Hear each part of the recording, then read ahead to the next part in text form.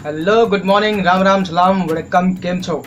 मैं आपका दोस्त अनुज सिंह, दोस्त ही नहीं बल्कि मोटिवेशनल एंड इंस्पिरेशनल दोस्त, life coach and story teller. हाजिर हूँ आपके बीच एक बार फिर एक नई कहानी, एक नए टॉपिक के साथ। दोस्तों, आज का हमारा टॉपिक बहुत ही इंटरेस्टिंग होने वाला है। जी हाँ, बहुत ही इंटरेस्टिंग, बहुत ही मोटिवेशनल और बहुत ही विचारणीय, सोचने लायक। जी हाँ दोस्तों, टॉपिक क्या है हमारा?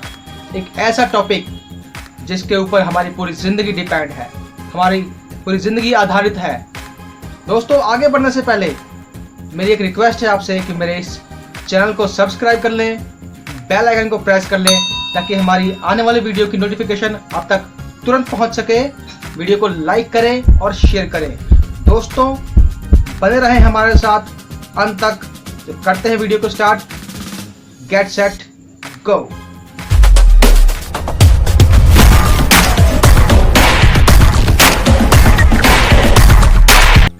दोस्तों, आज का हमारा टॉपिक है माइंडसेट। जी हाँ दोस्तों, माइंडसेट। इसी माइंडसेट के आधार पर ही हमारा पूरा जीवन निर्भर करता है कि हमारा माइंडसेट कैसा है, हमारी सोच कैसी है, हमारी मेंटेलिटी कैसी है, और ये मेंटेलिटी, सोच और ये माइंडसेट हमारा कैसे बनता है। दोस्तों, आपने कहावत सुनी होगी कि जितनी बड़ी चादर है उतना ही पैर पसारो। दोस्तों, जितनी बड़ी चादर है उतना ही पैर फैलाओ। क्यों? किसने बनाई ये कहावत? किसने ये बोला? दोस्तों, जितने लंबे आपके पैर हैं उतना फैलाइए। जी हाँ, जितने लंबे आपके पैर हैं उतना फैलाइए। जरूरत है आपको सिर्फ उस चादर को बड़ा करने की, और ये केवल आप कर सकते हैं। दोस्तों, इसके बारे में आपको बताना चाहूंगा एक छोटी सी और प्यारी सी कहानी के माध्यम से। तो एक व्यक्ति था जो किसी गांव से गुजर रहा था। गुजरते गुजरते रास्ते में चलते चलते उसने देखा कि किसी के घर के बाहर एक बहुत ही बड़ा, बहुत ही विशाल एक हाथी बंधा हुआ था। उसने देखा और वहीं रुक गया और सोचने लगा कि ये इतना बड़ा, इतना विशाल हाथी है जो इस रस्सी को, जिस रस्सी से ये बंधा हुआ है, उस रस्सी को एक झटके में ही तोड़ सकता है और आजाद हो सकता है। पर ये ऐसा कर क्यों नहीं रहा? यही वो सोच रहा था, यही सवाल उसके दिमाग में बार बार दौड़ रहा था।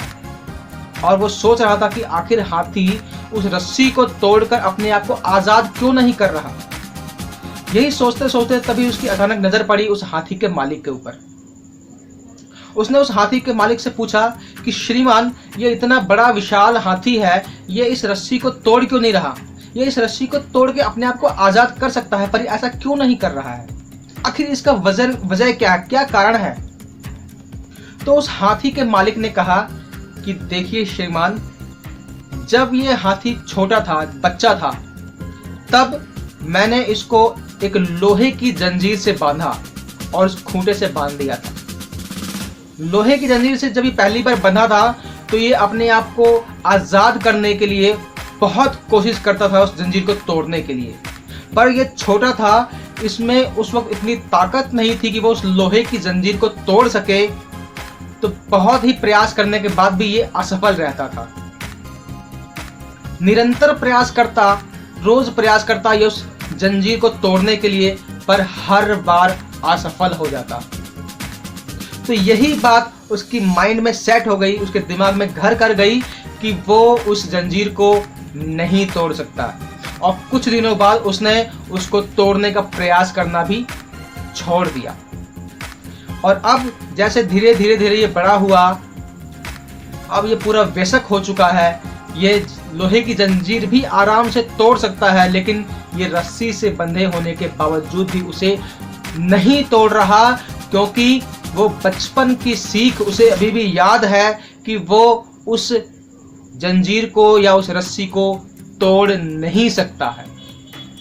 इसलिए वो उस रस्सी को तोड़ने का प्रयास भी नहीं कर रहा।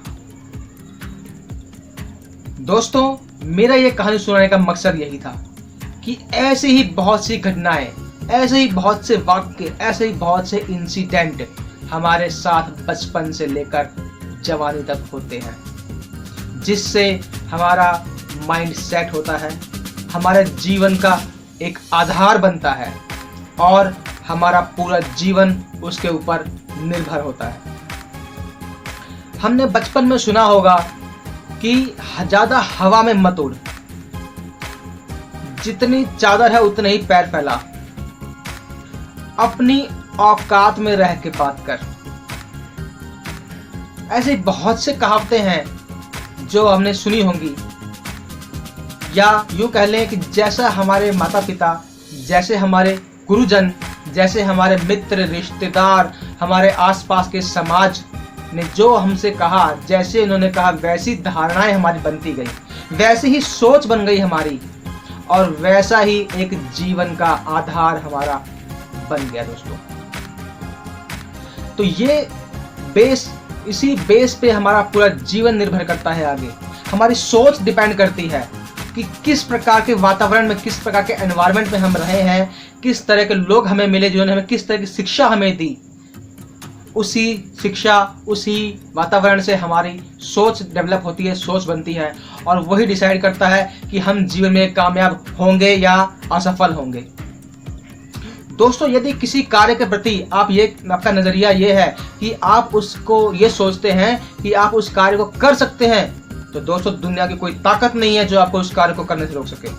और यदि आपने ये सोच लिया कि आप उसको नहीं कर सकते, तो दोस्तों दुनिया की ऐसी कोई ताकत नहीं है जो उस कार्य को आपसे करवा सके। दोनों ही सूरतों में आप सही हैं, ये डिपेंड करता है आपकी सोच के ऊपर, और ये सोच बनती है हमारे बचपन से लेकर बड़े होने तक, हमारा बेस जो तैयार होता है उसके ऊपर। दोस्तों, मैं आपसे कहना चाहूंगा कि एक प्रश्न करें अपने आप से, एक सवाल करें अपने आप से कि मैं ये कर सकता हूं या नहीं, मैं यहां कामयाब हो सकता हूं या नहीं।